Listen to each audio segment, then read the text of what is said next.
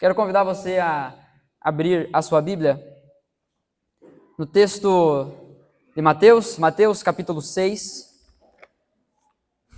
Nós seguiremos hoje com a nossa série de sermões intitulada A Vida no Monte. Acredito que a tua Bíblia já esteja abrindo quase sozinha, né, em Mateus, nessa página, né? Mateus 5, já abre quase sozinha. Hoje é o 19º sermão dessa série. Nós finalmente entramos no capítulo 6 e, se Deus nos permitir, nós avançaremos até o final do Sermão no Monte, até o final do capítulo 7. Quem achou, diz amém. Amém. Quem ainda não achou, diz misericórdia. Vamos esperar mais um pouquinho. Enquanto todos encontram o texto, eu quero dar o contexto para você da série. Se você está nos visitando ou talvez perdeu alguns domingos, eu quero contextualizar para a gente lembrar ou saber pela primeira vez como chegamos nesse ponto. Essa série nós nos propomos então, o nosso esforço é estudar Mateus capítulo 5, 6 e 7, o Sermão do Monte.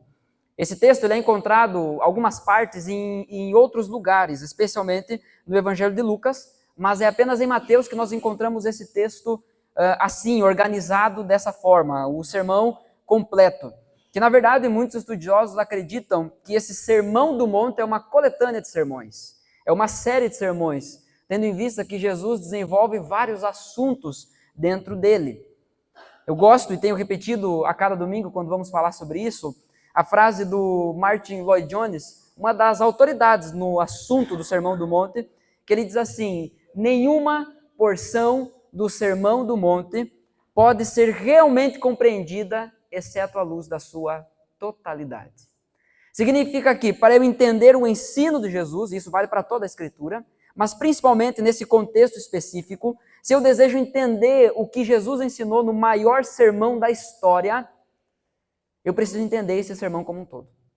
Caso contrário, eu pego uma bem-aventurança aqui, eu pego um outro texto sobre preocupação lá, e aí eu vou criando doutrinas em cima de coisas da minha cabeça ou situações que compõem o meu imaginário. Então, por isso, precisamos entender de fato, como um todo, o que Jesus quer ensinar para a gente através do Sermão do Monte. Que tipo de vida devemos ter?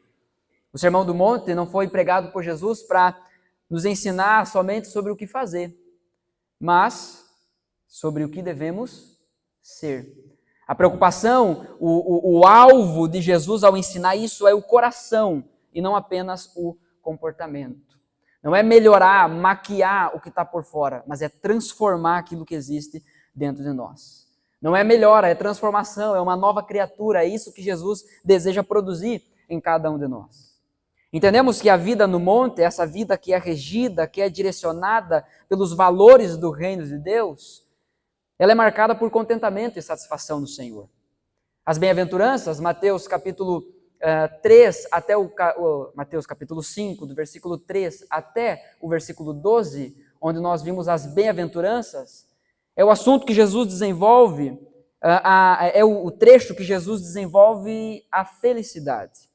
As bem-aventuranças, elas são um tipo de introdução do ensino de Jesus, onde ele ensina sobre um tipo de felicidade que só pode ser encontrado em Deus. Não é alegria passageira, não é riso frouxo que vem e passa, mas é uma alegria verdadeira. O termo bem-aventurado é mais do que feliz. É alguém que é agraciado por Deus com felicidade. É um tipo de felicidade que só pode ser encontrada nele. Em seguida, avançando no texto, no versículo 13, então, de Mateus capítulo 5, Jesus fala sobre algumas considerações práticas e mais específicas sobre a vida no monte. Ele ensina que a obra dele em nós precisa ser percebida. Ele diz, no versículo 13 até o versículo 16 de Mateus 5, que nós somos o sal da terra, nós somos a luz do mundo. Ele segue e mais para a parte final do capítulo 5, então, de Mateus, Jesus vai ensinar a verdadeira interpretação da lei, de forma prática. Seu objetivo é mostrar como deve ser a nossa postura diante de seus mandamentos. E ele faz isso corrigindo os erros de interpretação dos mestres da época. Agora, no capítulo 6, chegamos então no capítulo 6, inicia uma nova sessão. Jesus fala sobre hipocrisia e vida no secreto.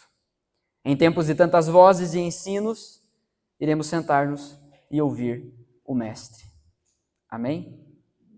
Vamos orar mais uma vez? Pai, em nome de Jesus, quanta riqueza temos diante de nós. Quanta coisa já ouvimos nos 18 sermões que meditamos a respeito desse texto. Se o Teu Espírito Santo não vivificar isso em nós, tudo terá sido inútil. Nos ajuda, Senhor. Olha para nós e fala conosco. Em nome de Jesus é a minha oração, é a nossa oração. Amém. Amém. Você lembra de quando você era criança? Para alguns isso faz um pouco mais de tempo, né? Mas você lembra quando você era criança e fazia algo só para chamar a atenção dos adultos? Talvez não. Talvez você não se lembre disso. Mas certamente você lembra de ter visto uma criança fazendo algo para chamar a atenção. Tem uma cena que é um tanto traumática, né? Que é aquela criança rodopiando no corredor do supermercado por causa de um Cheetos que não foi dado para ela. É muito comum vermos crianças fazendo coisas para chamar a atenção, tanto como birra, mas às vezes só para alcançar aprovação, para alcançar crédito, alcançar aceitação. Enquanto a criança pinta um desenho e percebe que tem alguém olhando, às vezes os traços do desenho já mudam. Olha para uma criança sentada, e aqueles que têm criança em casa, né, conseguem perceber isso claramente. Sentada, caminhando ou correndo, o comportamento das crianças tende a mudar quando elas percebem que há alguém olhando ou avaliando aquilo que elas estão fazendo. Li certo dia que quanto mais estranho e espontâneo é o comportamento de uma criança diante do adulto, mais à vontade ela se sente diante daquela pessoa. Isso me fez mudar um pouco a forma também como eu olho para os momentos mais abobados da minha filha, né? Que a gente como adulto às vezes não tem tanta paciência. As brincadeiras, as falas, os trejeitos, as caretas. Quando tu diz, vai botar o calçado e vai correndo em câmera lenta. É normal as crianças agirem desse jeito. Principalmente quando tem alguém olhando ou avaliando. O problema é quando a gente cresce por fora, mas continua criança por dentro. Continua carente por dentro. Carente de atenção, carente de aceitação, carente de aprovação dos outros. Jesus alerta sobre isso. Mas aqui, no Sermão do Monte, havia todo tipo de gente sentado lá no pé do monte, mas o papo de Jesus não é com as crianças. O alerta de Jesus não é para as crianças, o alerta de Jesus é para os adultos. É para os religiosos. É para aqueles que conseguem entender o que significa a vida com Deus. Então, obviamente, quando eu digo adultos aqui, eu estou supondo que as crianças já saíram, né? Que nem esses dias nós estávamos numa situação que eu me referi às crianças e alguém disse, eu não sou criança, eu sou pré-adolescente. Então, se você está aqui no culto, isso aqui é para você, é para nós, é para mim. Hoje, nós vamos falar sobre a hipocrisia. E o nosso texto base do sermão de hoje será apenas um versículo. É o primeiro versículo do capítulo 6. Acompanhe na sua Bíblia, por favor. Ah, mas é só um versículo. Acompanhe na sua Bíblia, por favor. Tenha em mãos caneta, tome nota, sublinhe, rascunhe, coloque suas dúvidas, suas discordâncias. Ficarei feliz em conversar com você a respeito disso depois, se for o caso. Mateus capítulo 6, versículo 1 diz: Tenham o cuidado de não praticar suas obras de justiça diante dos outros para serem vistos por eles. Se fizerem isso, vocês não terão recompensa, vocês não terão nenhuma recompensa do Pai Celestial. Eu quero dividir esse texto, o sermão de hoje, em 3 pontos. O primeiro deles é o cuidado. O cuidado da prática. O cuidado que devemos ter com a prática da nossa justiça. Jesus inicia aqui, então, o que temos separado aqui como o capítulo 6, dizendo: tenham o cuidado. Se eu não me engano, é apenas a Almeida Revista e Corrigida, a ARC, que vai trazer o termo obras de justiça como esmolas. Todas as outras traduções vão traduzir como obras de justiça. É como se no versículo 1 Jesus estivesse falando sobre a hipocrisia e depois ele desenvolve assuntos a respeito disso, práticas específicas a respeito disso. Então por isso que vamos tratar isso de forma separada e no domingo que vem nós seguiremos a partir do verso 2. Tomem cuidado, tenham o cuidado de não praticar suas obras de justiça diante dos outros. Há uma aparente contradição, não sei se você percebe isso, mas há uma aparente contradição entre esse texto com o texto de Mateus capítulo 5, versículos 13 ao 16. Porque, olha só o que diz apenas o versículo 16. É quando Jesus diz que somos o sal da terra e a luz do mundo. Mas olha o que diz o versículo 16. Assim brilha a luz de vocês diante dos homens, para que eles vejam as suas boas obras e glorifiquem o Pai de vocês que está nos céus. Só que agora aqui Jesus inicia o capítulo 6 dizendo: tenham cuidado para não fazer isso diante dos outros. Se a nossa leitura for rápida, desleixada e até mesmo, de certa forma, como é o caso de muitos, não é o nosso caso, obviamente, mas se a nossa leitura for feita com má fé, pronto, encontramos uma contradição na Escritura. Mas essa contradição, ela é apenas aparente. Ela não representa a verdade. Quando colocamos esses textos lado a lado, percebemos que Jesus está dizendo que o invisível deve aparecer e o visível deve sumir. Precisamos ter em mente o que Jesus vem tratando até aqui. Mais uma vez, a importância de entendermos o Sermão do Monte como um todo. Porque no início do Sermão do Monte, Jesus ele chama, espera, seus discípulos se aproximam e ele começa a ensinar os discípulos e faz isso dizendo. E ele inicia falando: bem-aventurados os pobres em espírito, porque deles é o reino dos céus. Bem-aventurados os que choram, porque serão consolados. Bem-aventurados os mansos ou os humildes, porque herdarão os céus, herdarão o reino dos céus. Jesus está falando sobre algo profundamente interno, invisível. Jesus está falando sobre o coração. Na primeira parte do Sermão do Monte, especialmente nas bem-aventuranças, Jesus foca muito nisso. Ele foca naquilo que somos, ele foca no nosso coração, ele foca na satisfação que devemos ter nele, mesmo que isso seja andar na contramão do mundo. Porque como assim, eu sendo manso, eu vou herdar a terra?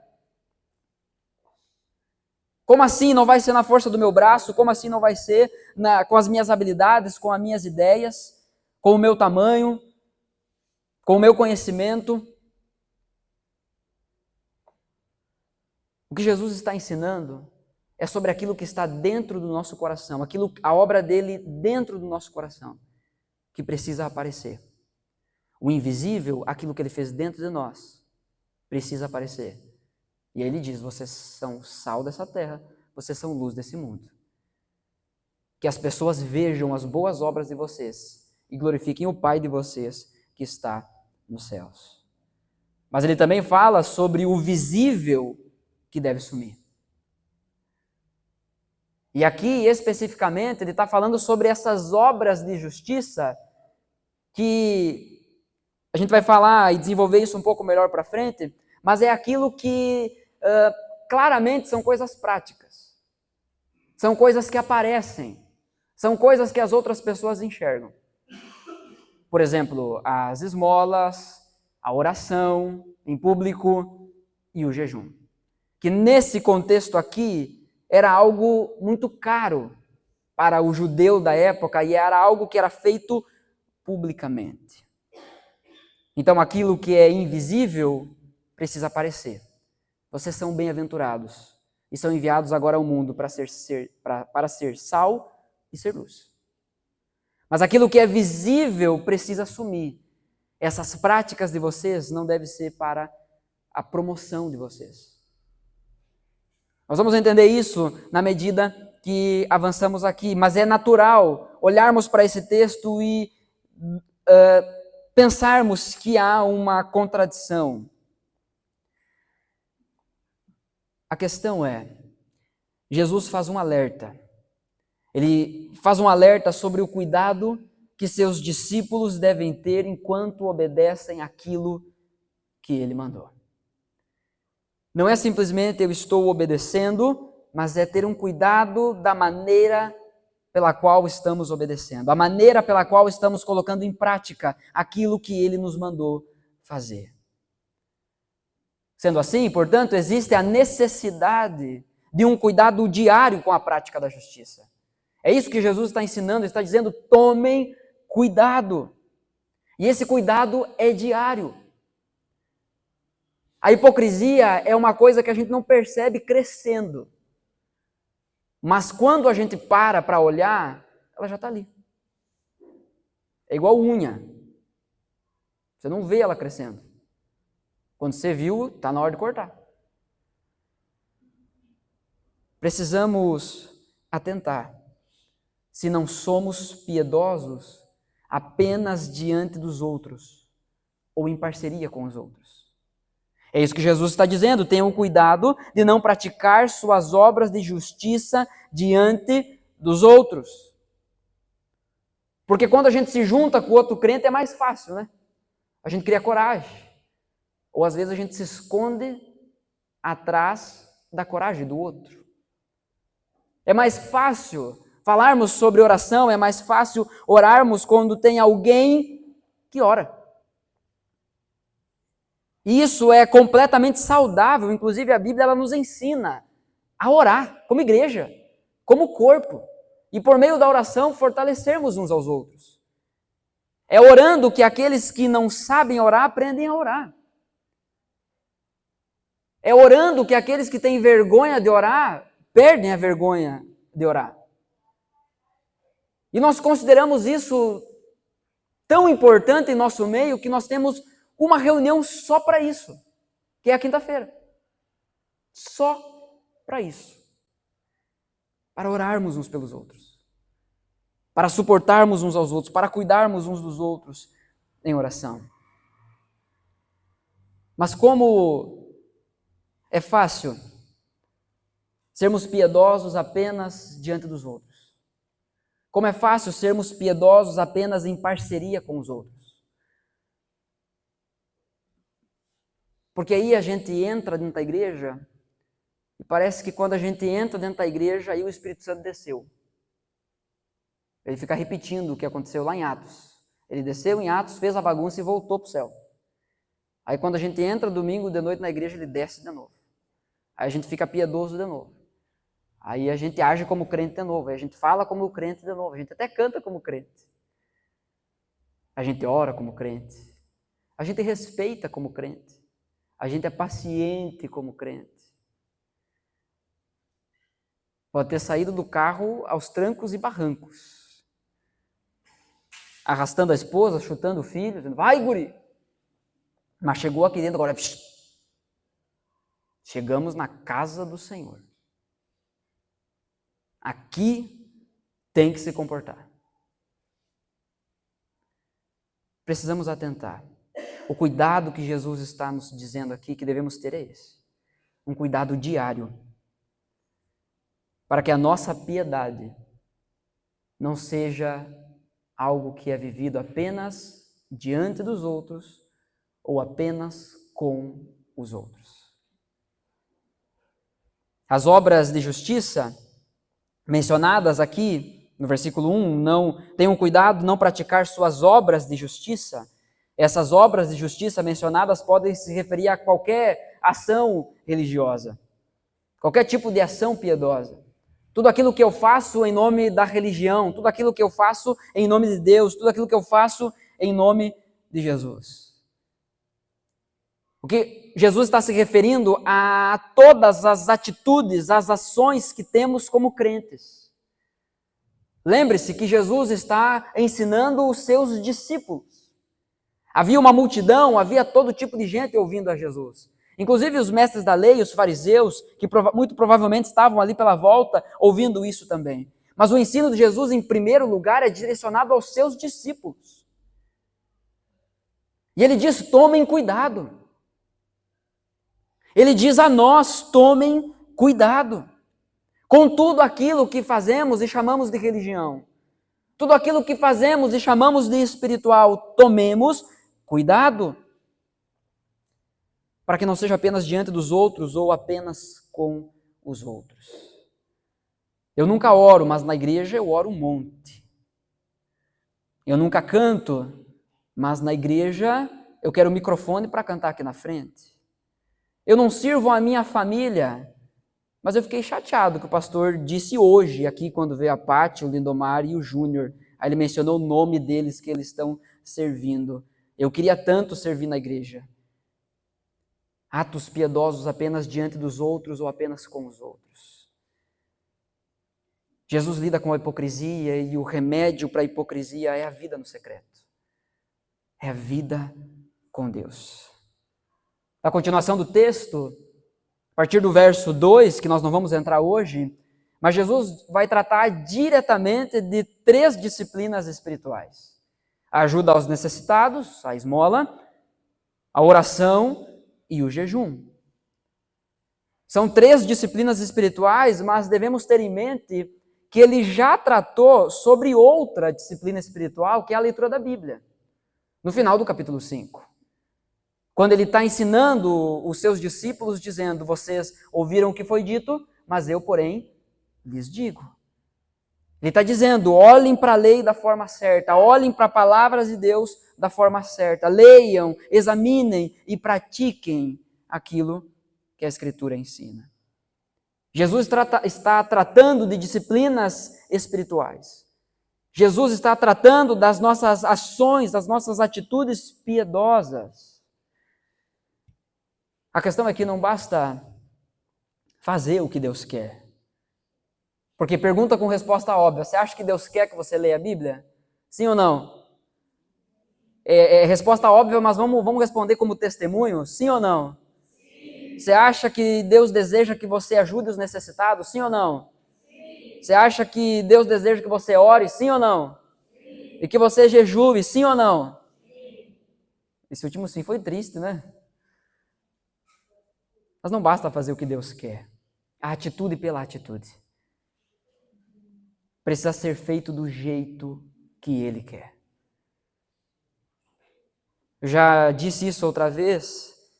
Eu acho interessante a forma como o Jonas Madureira se refere ao Sermão do Monte. O pastor Jonas Madureira. Ele diz que o Sermão do Monte é o manifesto do reino. É Jesus dizendo, no meu reino as coisas funcionam assim. Não é simplesmente fazer, é se tornar algo por meio da ação do Espírito. É interessante como quando a gente, nas nossas conversas, nós temos muito o nosso linguajar piedoso, e isso faz parte da nossa da nossa forma de falar, é automático a gente usar expressões religiosas para se referir a algumas coisas.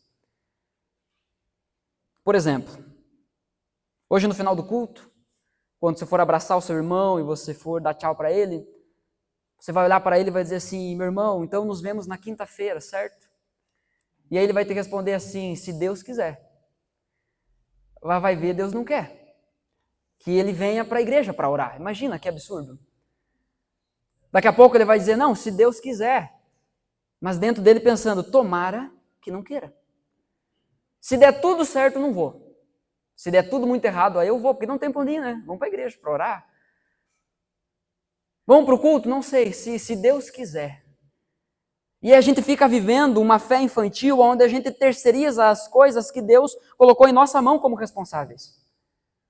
A própria organização da nossa semana, a organização das prioridades, onde eu coloco Deus num lugar onde se der, Deus, se não der, bom, Deus conhece o meu coração. Sim, Deus conhece o seu coração e é justamente disso, que Jesus está tratando aqui nesse ponto. Então, sinceramente, francamente, meu irmão e minha irmã, esse é mais um prego no caixão do velho homem. Não importa se concordamos ou não. Interessante, ontem estávamos no encontro QRA, para futuros membros e interessados, e diante de um texto muito difícil da Escritura. Não difícil de entender, difícil de praticar. Diante de um texto delicado da Escritura, alguém disse assim, mas isso é muito difícil de fazer.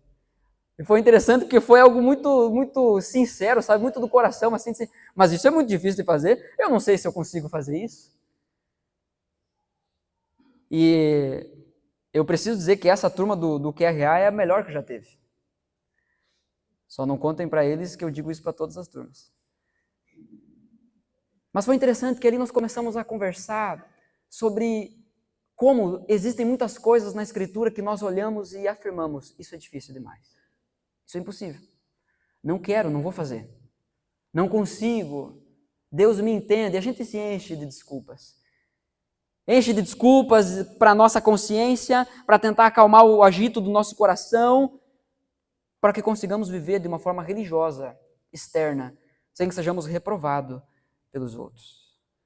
E diante dessa afirmação, isso eu não consigo, isso é muito difícil, a conclusão que chegamos foi a seguinte: em rendição, em sujeição à palavra de Deus, a conclusão que chegamos foi a seguinte: Deus, nós não queremos construir uma igreja do nosso jeito. Nós queremos fazer aquilo que a tua palavra ensina. E se o teu jeito não é o nosso jeito, é o nosso jeito que está errado 100% das vezes. Não basta fazer o que Deus quer. Precisa ser feito do jeito que Ele quer. Vamos avançar? No primeiro ponto, nós falamos sobre o cuidado da prática. E eu quero avançar com você e pensar sobre a intenção da prática. A intenção que está por detrás da prática das boas obras, das obras de justiça. O texto diz: tenham o cuidado de não praticar suas obras de justiça diante dos outros para serem vistos por eles. E aqui cai por terra a aparente contradição com Mateus capítulo 5, do 13 ao 16. Porque enquanto Mateus capítulo 5 nos ensina que as nossas boas obras devem ser vistas, então esse negócio de que eu e Deus e as pessoas não precisam saber da minha vida, eu não preciso testemunhar, eu não preciso demonstrar através do meu trabalho, eu não preciso, e de fato você não precisa ser o melhor funcionário, mas você tem que ser a melhor pessoa enquanto funcionário daquele lugar que você trabalha. Você não precisa ficar competindo com os outros, a ideia é competir consigo mesmo. Sabe, trabalhar cada vez melhor. Essa é a ideia. Você não precisa ser o melhor membro, até porque nem tem esse ranking aqui dentro. A questão é você ser aquilo que Deus chamou você para ser, para fazer. Enquanto Mateus capítulo 5 diz que as nossas boas obras devem ser vistas pelas pessoas, para que enquanto elas enxergam, elas glorifiquem o Pai que está nos céus. Mateus 6 faz uma repreensão dizendo que não devemos praticar essas boas obras para que a gente seja visto. De uma forma didática, atento para o movimento. Eu fiz algo muito bem, eu fiz algo muito certo, algo muito santo, algo que só um crente muito bom faria. E aí você chega e diz assim: glória a Deus pela tua vida, meu irmão. Aí eu levanto as duas mãos para o céu e digo: verdade, glória a Deus. Só que eu pego um pouquinho da glória e boto no bolso. Essa é a ideia. As pessoas devem enxergar as nossas boas obras e glorificar o Pai que está nos céus. Quando as pessoas chegam e nos elogiam e falam algo a respeito das nossas vidas, daquilo que fazemos, do nosso testemunho, não é a gente negar isso, dizer não, que é isso? Não, é dizer glória a Deus, verdade. Mas a glória é de Deus. Eu gosto de responder sempre nessas situações com a frase do Calvino: aquilo que você vê de bom em mim é Cristo, aquilo que você vê de ruim sou eu mesmo. É essa a ideia. A glória é de Deus. O problema é quando tentamos mostrar para os outros o nosso certo para sermos reconhecidos em nossos acertos. A hipocrisia é mais antiga que o próprio termo hipocrisia. O termo hipócrita é mencionado nos próximos versículos aqui, do 2 e seguintes. Mas aqui, no versículo 1, nós já entendemos a ideia da hipocrisia. Esse termo ele surgiu na Grécia Antiga, onde o hipócrita era um artista mascarado, que performava num palco de teatro. Era alguém que se apresentava diante das outras pessoas sem mostrar a sua verdadeira face, sem mostrar a sua verdadeira personalidade. Eu acho que eu nunca contei isso, e na verdade eu não lembrava, eu lembrei disso enquanto estudava a respeito desse texto, de que tem uma história que eu ouvi quando criança, que me marcou muito. Eu não vou lembrar os detalhes da história, porque eu lembrei hoje, puxei na memória de alguns anos atrás, a respeito da história de um palhaço, que ele era um ótimo palhaço. E ele fazia todo mundo, no circo que ele participava, ele fazia todo mundo dar risada. E todo mundo dizia, esse é o melhor palhaço que a gente já viu. O cara era muito bom, trazia alegria para todo mundo. E aí, de repente, um dia alguém encontra na rua esse cara, só que sem as vestes, né? Sem a maquiagem, sem a peruca, sem a máscara, e um cara profundamente triste, deprimido. E aí essa pessoa conversa com ele revela quem ele era, porque encontram esse cara triste e dizem assim, já sei qual é o remédio para a tua tristeza. Vamos lá no circo hoje de noite, não tem quem fique triste assistindo aquele palhaço. E assim, cara, mas o palhaço sou eu. Eu sou quem faz todo mundo rir, faz todo mundo feliz, mas eu estou triste. Sabe, essa ideia é alguém que performa algo na frente dos outros, mas que não representa a realidade. Que não é aquilo que a pessoa é, de fato. Uma marca dessas apresentações dos hipócritas nos teatros da Grécia Antiga era o exagero. Voltando a usar a ilustração da criança. Sabe quando a criança ela tá dengosa e qualquer coisa é o fim do mundo? Ela bate a mão e aí ela olha, vê se tem alguém olhando. Se não tiver ninguém olhando, ela quer saber? Não foi nada. Segue a vida. Mas se tem alguém olhando, meu Deus do céu. Abre o berreiro, acabou o mundo. Essa é a ideia, é o exagero. O texto nos traz Jesus dizendo, tenham o cuidado de não praticar suas obras de justiça diante dos outros para serem vistos. O para serem vistos no original, e vai aparecer ali, é o termo theatnai, que está ligado à palavra teatron, que significa teatro, no nosso idioma, né, no nosso português. Mas quando Jesus usa esse termo, naquela época, ele está se referindo aos espetáculos que aconteciam na cidade. Jesus está dizendo, tomem cuidado, para vocês não viverem a vida de fé como os hipócritas, como aqueles que estão diante dos outros, representando uma coisa que não são. O problema, irmãos, não é ser visto. O problema é procurar ser visto. É desejar ser enxergado. É ter um anseio por ser notado. A nossa alma possui uma fome silenciosa. Ela deseja atenção.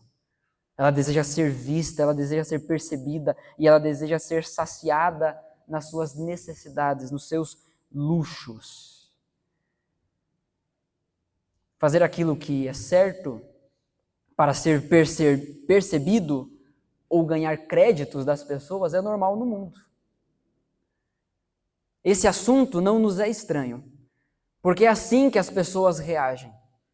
É assim que as pessoas vivem as suas vidas, procurando serem notadas. A todo custo. A todo custo.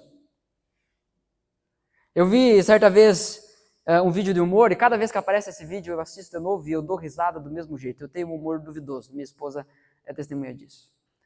Às vezes eu assisto um vídeo engraçado e eu rio muito, eu mando para ela. Daí eu fico olhando para ela, ela olha e diz assim, tá. Zero graça para ela. Prefiro achar que eu sou uma pessoa excêntrica.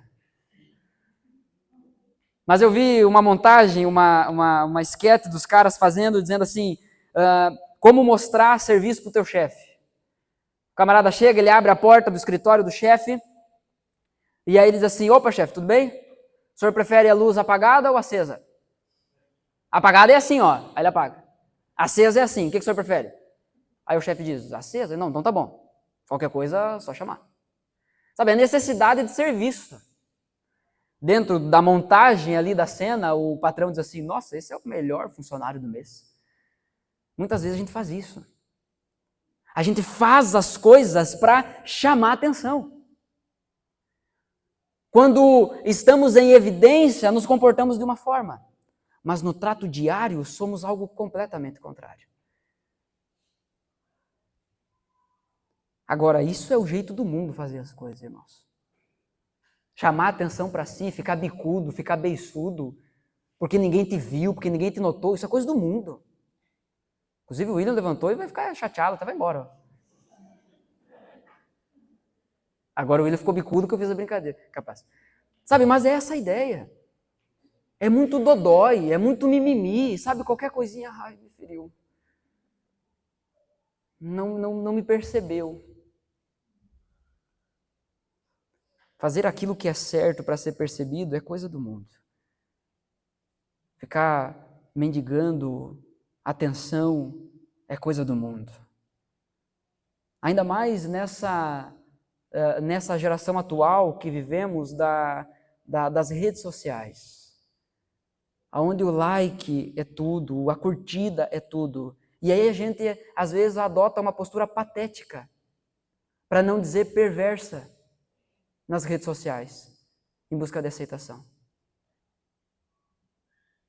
É foto mostrando coisa que não devia, falando coisa que não devia, respondendo da forma que não devia. Simplesmente para aparecer. Simplesmente para ser notado. Sabe o que é mais engraçado? Que com essas pessoas, quando tu vai conversar e diz assim, viu, por que tu não compartilha o post da igreja? Não, as pessoas não precisam que eu compartilhe para saber que eu sou crente. Mas que tu vota em ciclano, elas precisam saber, né? Daí você compartilha. E você torce para determinado time, as pessoas precisam saber, daí você compartilha. Que você leva um estilo de vida assim ou assado, as pessoas precisam saber, aí você compartilha. Mas, de novo, não é apenas o compartilhar. Mas é fazer isso na ânsia de ser aprovado, de ganhar crédito. Das pessoas olhar e dizer, uau, muito bom. Esse é um cara bom. O mal da hipocrisia, ele pode ser sutil na vida espiritual. Nem sempre percebemos rápido, fácil. Por isso que Jesus inicia dizendo, tenham cuidado. Não sejam surpreendidos por isso. O problema do hipócrita não é fazer coisas ruins, mas querer ser admirado nas coisas boas que ele faz. É um bom medidor isso. Você se esforça para fazer algo. Você faz algo muito bem feito. E um total de 0 pessoas percebe. Ninguém te elogia. Ninguém te parabeniza. Aí você olha para aquilo e pensa, quer saber? Não vale a pena. Não vou mais fazer. Lendo o Lloyd Jones a respeito desse texto, ele vai falar e ele dá uma pancada nos pregadores, nos líderes das igrejas, das comunidades. Porque muitas vezes fazem, mas quando não são reconhecidos naquilo que fazem, desanimam. Não fazem mais.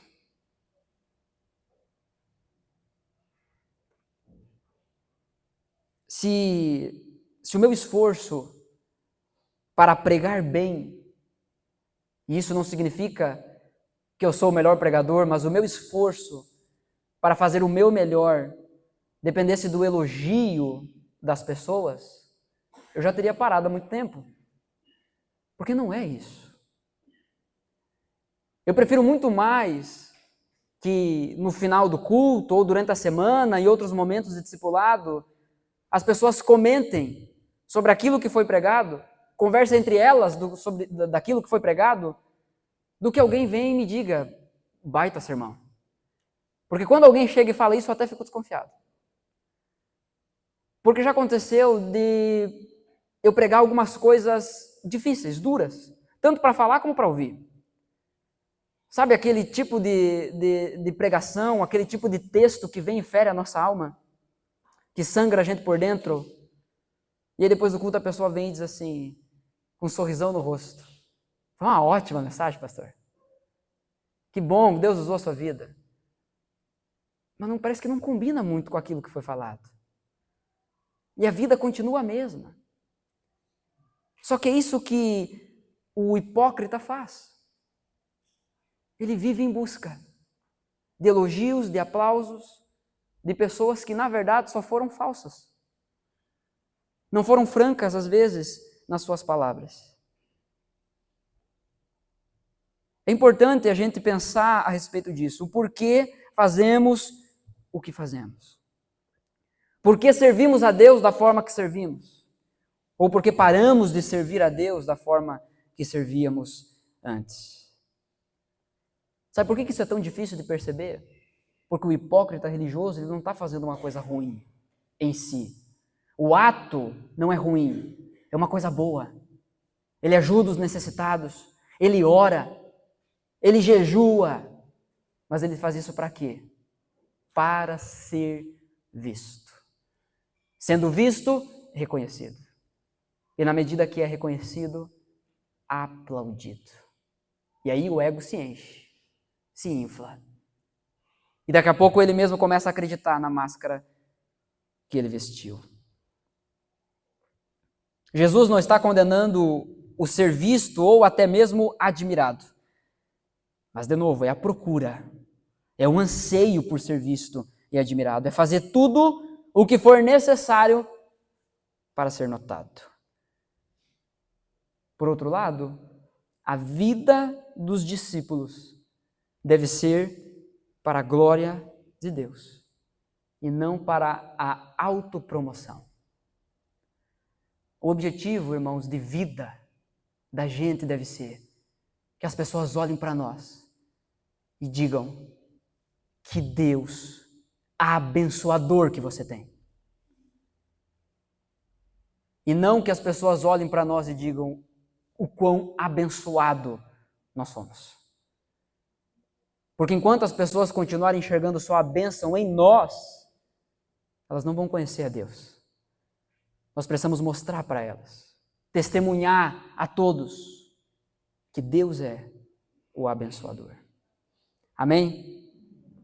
Em primeiro lugar, o cuidado com a prática. Em segundo, a intenção na prática. A intenção que está por detrás da prática das boas obras.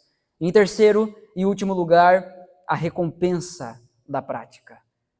A recompensa da prática das obras de justiça, das boas obras. O texto segue, então, Mateus 6:1, dizendo, se fizerem isso, fizerem o quê? As boas obras para serem vistos? Se fizerem isso, vocês não terão nenhuma recompensa do Pai Celestial. A hipocrisia, ela rouba a recompensa divina. Ela não só nos engana, ela não só nos passa para trás, mas ela nos rouba algo que poderíamos estar recebendo de Deus. um tipo de relacionamento que poderíamos estar desfrutando de Deus. Entenda, por favor. Deus não tem nenhum tipo de compromisso em recompensar aqueles que buscam a Ele ou buscam o reconhecimento dos homens. Buscam a Deus apenas para ser reconhecido pelos homens, para serem aplaudidos pelos homens. Não adianta dizer Deus é fiel. Deus não é fiel nesse sentido. Deus não trouxe você aqui para esse mundo para você brilhar. É para você refletir a luz dele. Então, nesse sentido, sim.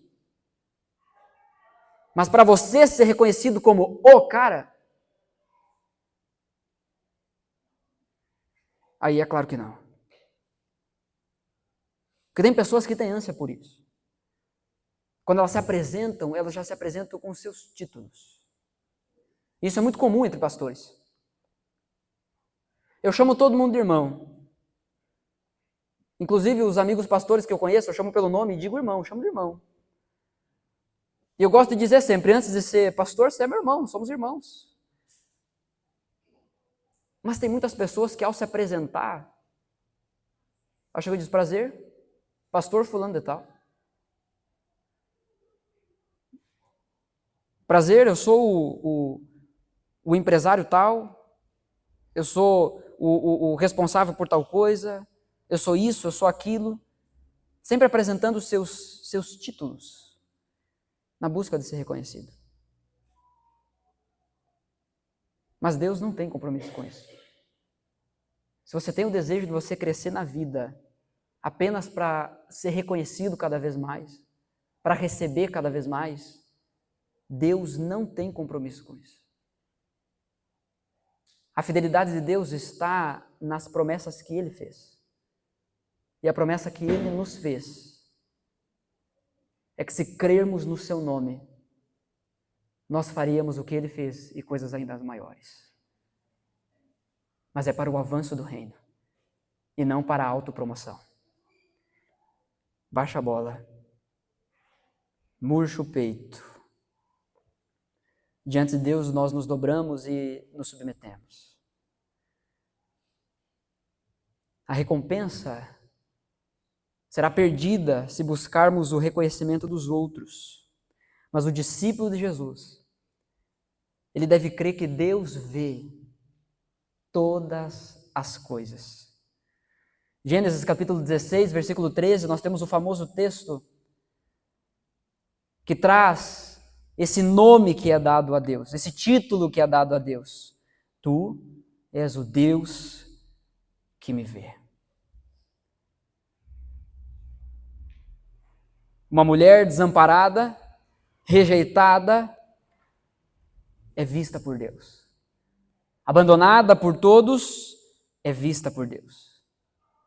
Deus é aquele que nos vê. Você crê nisso? O quanto das nossas vidas seriam transformadas se em cada cômodo da nossa casa nós entrássemos com a consciência de que Deus está ali nos vendo. E não apenas vendo o nosso exterior, mas sondando o mais íntimo do nosso coração.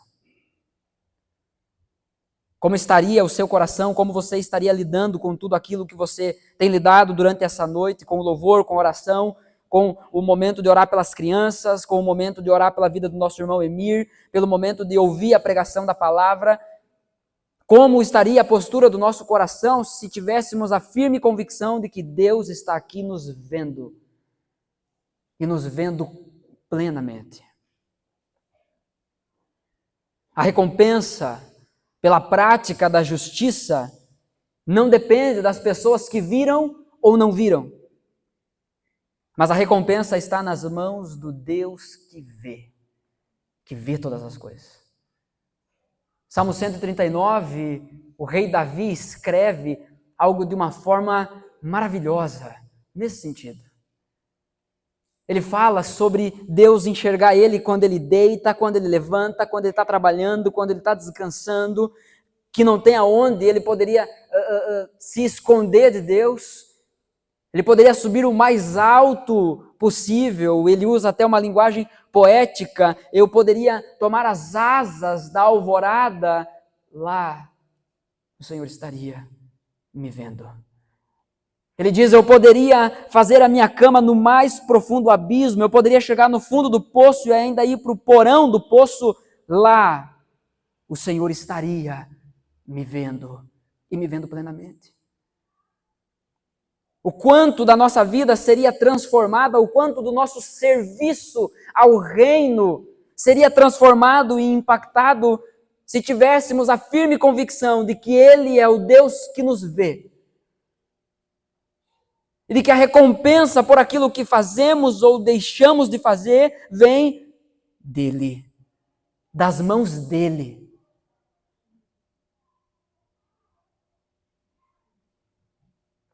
Precisamos decidir se o que nos moverá são os aplausos momentâneos ou a glória eterna que nos é prometida. Apocalipse 22, versículo 11 até o versículo 13 diz: continue o injusto a praticar a injustiça. Continue o imundo na imundícia. A ideia de que quer continuar vivendo pelas coisas terrenas? Pois continue. Você quer viver dessa forma, de uma forma verdadeiramente medíocre? Ainda que a sua vida seja agitada e cheia de flores, elas morrem. Os aplausos cessam. Continue o injusto a praticar injustiça, continue o imundo na imundícia, continue o hipócrita na sua hipocrisia. Mas o texto segue dizendo, continue o justo a praticar a justiça. Continue o santo a santificar-se. É um encorajamento para nós. É um encorajamento para aquele que sabe que Deus vê, que Deus sabe e que é de Deus que vem a recompensa. E sim, muitas vezes virá através da vida dos outros irmãos. Mas a expectativa, a esperança é daquilo que Deus fará e não do que os outros farão por nós. Versículo 12 de Apocalipse 22 diz, eis que venho em breve, a minha recompensa está comigo, e eu retribuirei a cada um de acordo com o que fez. É o galardão aqui. A nossa recompensa está em Deus. Versículo 13 diz, eu sou o alfa e o ômega, o primeiro e o último, o princípio e o fim. Ele estava no início porque Ele criou o início, não haveria início sem Ele. Ele está no final porque Ele está no final, não existe final sem Ele. Ele é eterno, Ele abrange tudo isso e o tempo se dobra diante de Deus. Quais são as implicações de entendermos o atributo da eternidade de Deus? É que as recompensas de Deus, especialmente aquelas que ansiamos ver ainda nessa terra, elas estão bem guardadas com Ele. E de que Deus sabe, aquele que é o primeiro e o último, que está no início e no fim da história, Ele sabe exatamente qual é o momento de nos dar ou de reter as suas recompensas. De nos tirar ou de nos dar algo. Ele sabe, porque Ele vê, Ele conhece. E Ele tem poder para fazer na hora certa. Meditando a respeito da eternidade de Deus, o meu coração começou a alcançar descanso em algumas áreas que andava inquieto. Existem coisas pelas quais a gente espera tanto. Mas olhar para cima e saber que Deus sabe quando vai acontecer, traz descanso. A questão é que Ele só ainda não contou para você a hora que vai acontecer. É por isso que se chama fé.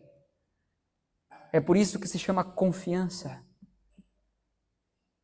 Nós precisamos decidir se vamos trabalhar pelos aplausos momentâneos ou pela glória eterna, que pode ser experimentada em seus vislumbres aqui nessa terra. Irmãos, hoje existe a necessidade de decidir trabalhar pela recompensa presente ou pela recompensa eterna. A decisão diante disso vai mudar a forma como vivemos os nossos dias. Diante disso, portanto, para ouvir e praticar, a hipocrisia nos leva a performar para ser aprovado. É representar, é criar um teatro para ser aplaudido. A hipocrisia religiosa é a máscara que usamos quando tentamos convencer os outros a respeito de uma piedade que não temos. É eu tentar mostrar para o outro que eu sou mais crente do que sou de verdade. Isso é hipocrisia. Sendo assim, a nossa oração deveria ser essa: Senhor, livra-me da minha hipocrisia.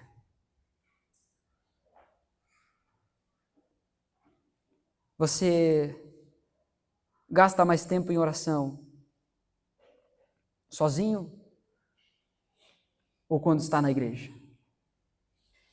Você pensa mais em Deus sozinho ou só quando está com seus irmãos? Você se preocupa com o que ele pensa a respeito da sua vida só na igreja? Ou isso ocupa o teu cotidiano? Isso é um bom medidor da nossa hipocrisia.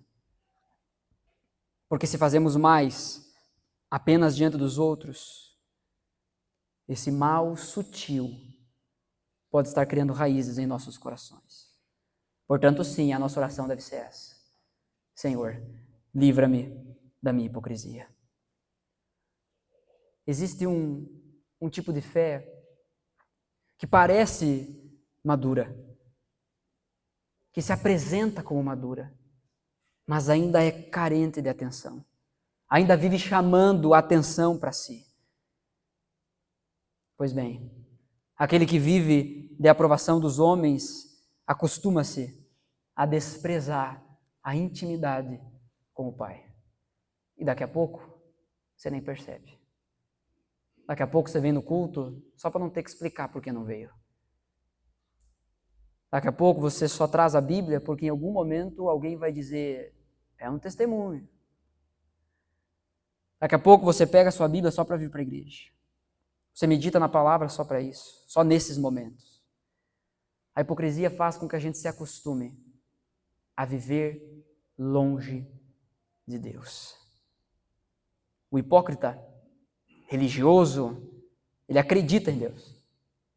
Ele sabe que Deus é real, mas foge da presença dele. Não gasta tempo com Deus.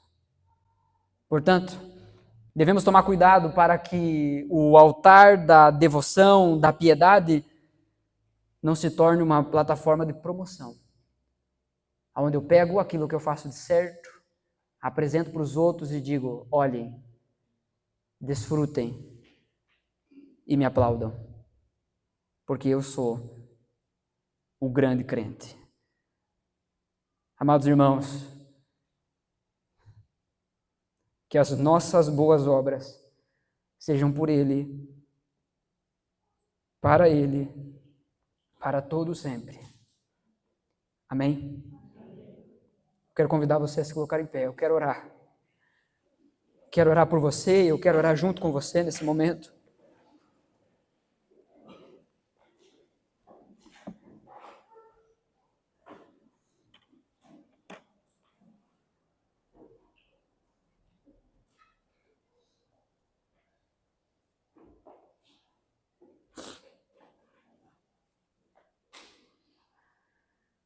Senhor Deus e Pai, nós estamos aqui diante do Senhor,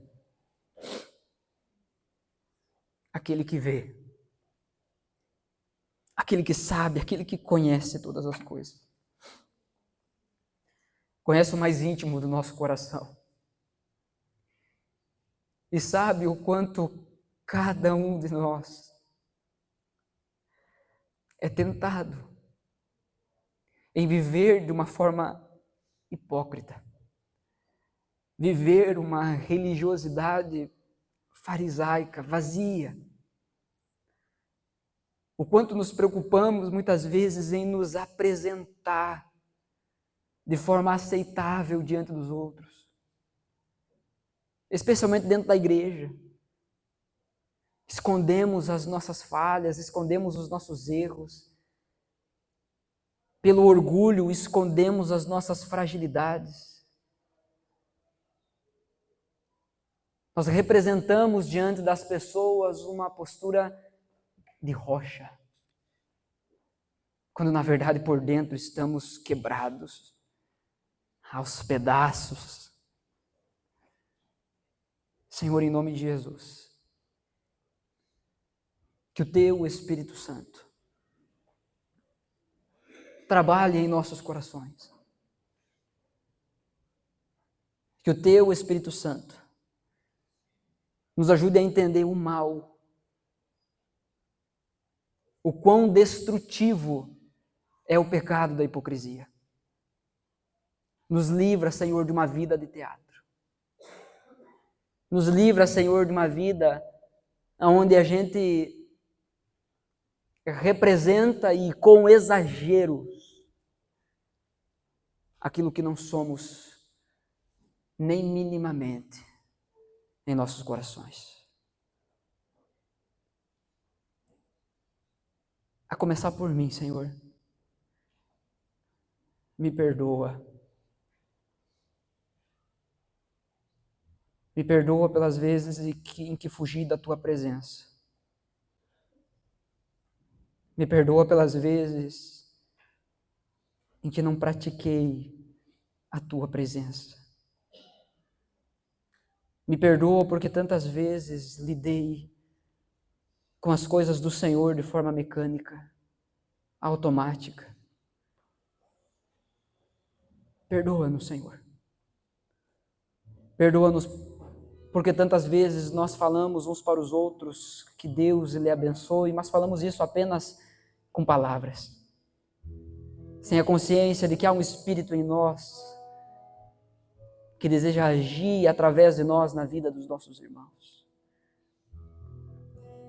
Nos perdoa, Senhor, quando exageramos ao perceber que as pessoas estão olhando para nós e nos percebendo. Nos perdoa, Senhor, porque muitas vezes a nossa excelência depende simplesmente do fato de ter pessoas nos olhando.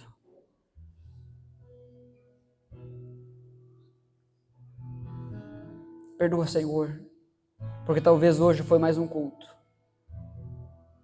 em que estivemos aqui e não entendemos o que isso tudo significa. Perdoa-nos, Senhor, porque é provável que em alguns corações a hipocrisia se tornou um jeito de ser. E já não se percebem mais distantes do Senhor. Não conseguem examinar o próprio coração. Livra-nos disso. Pai, por favor, livra-nos disso. Toca em nossos corações de uma forma nova hoje, Pai. E que pelo Teu toque sejamos de fato afetados, transformados. Esse mal, em alguns casos, está tão enraizado nos corações. E sabendo disso, nós não pedimos que o Senhor arranhe a superfície do nosso ser. Que o Senhor tire uma das tantas camadas que produzimos no nosso coração. Camadas que nos protegem. Que nós queremos é ser feridos por Ti, para finalmente sermos curados por Ti. Senhor, estamos aqui, pedindo que o Senhor nos livre da hipocrisia, para que possamos orar cantar, prestar culto ao Senhor, de peito aberto, coração verdadeiro, como um povo que realmente entende que o Senhor é o Deus que nos vê. Estamos aqui, Senhor, para nos derramar mais uma vez, para entregar a nossa vida mais uma vez.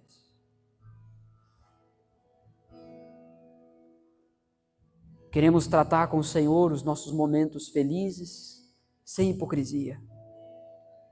Queremos tratar com o Senhor os nossos momentos de tristeza, sem hipocrisia.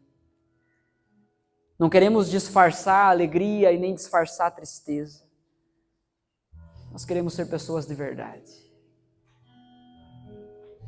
Eis as nossas vidas, Senhor. Recebe elas. Recebe os nossos corações. E faz a tua obra completa em nós. Em nome de Jesus. Amém.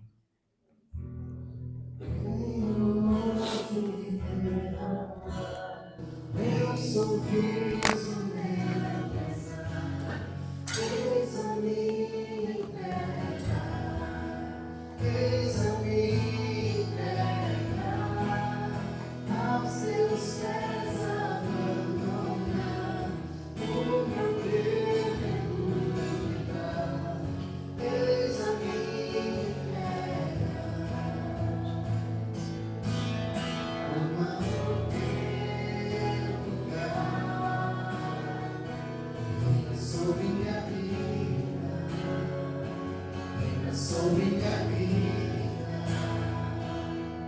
toma o teu lugar, venha sobre minha vida, venha sobre minha vida.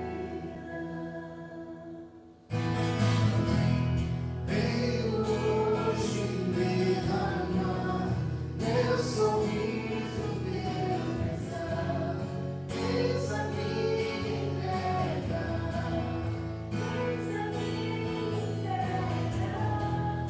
aos seus pés abandonar, o meu Deus é dúvida, eis a minha entrega.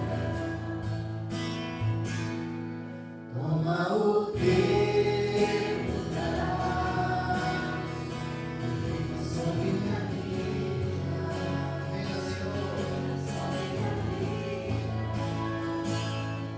Toma o teu lugar, venha sobre minha vida, venha sobre minha vida. Trabalhe no chão, a tradição, salve a essência da religião. És o caminho, só tu és o caminho. Trabalhe no chão, a tradição, salve a essência da religião. És o caminho, Pai Senhor. Trabalhe no chão, a tradição, salve a essência da religião. És o caminho, só tu és o caminho. Trabalhe no chão, a tradição, salve a essência da religião. És o caminho, só tu és o caminho. Venho hoje me render, à vontade obedecer, eis a minha entrega.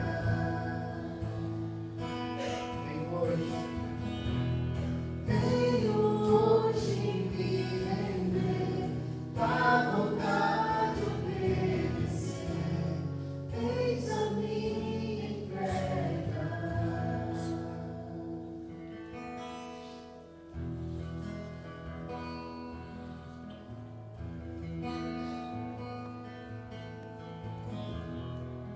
Senhor Deus, que essa canção seja mais do que palavras em melodia na nossa boca, mas que seja uma oração. Que o Senhor abale aquilo que estamos fundamentando a nossa vida, que não vem do Senhor, para que finalmente possamos agarrar na Tua mão e descansarmos no Teu cuidado, descansarmos no fato de que o Senhor é o Deus que nos vê. Em nome de Jesus. Amém.